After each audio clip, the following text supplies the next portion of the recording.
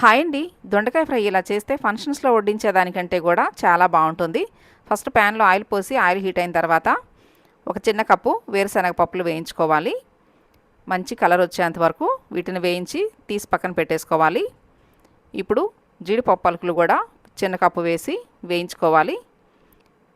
ఇవి కూడా తీసి పక్కన పెట్టుకుని ఇప్పుడు పొడవుగా సన్నగా కట్ చేసుకున్న దొండకాయ ముక్కలు వేసుకోవాలండి. వీలైనంత సన్నగా కట్ చేసి వేస్తే తొందరగా ఎగుతాయి. క్రిస్పీగా చాలా చాలా బాగుంటాయి. చూడండి, ఇలా వేయించుకుంటే సరిపోతుంది. ఇప్పుడు వేరే ప్యాన్లో ఆయిల్ పోయకుండా వేయించుకున్న దొండకాయ ముక్కలు వేసి ఇందులోకి రుచికి సరిపడా సాల్టు, కారం, ధనియాల పొడి, వేయించి పెట్టుకున్న పల్లీలు, వేయించి పెట్టుకున్న జీడిపప్పు పలుకులు వేసి లాస్ట్లో కొంచెం కొబ్బరి పొడి వేసుకోవటమేనండి. చాలా బాగుంటుంది. మీకు కూడా నచ్చింది కదూ. అయితే మిస్ చేయకుండా లైక్ చేయండి, షేర్ చేయండి, నా ఛానల్ని సబ్స్క్రైబ్ చేయండి. థ్యాంక్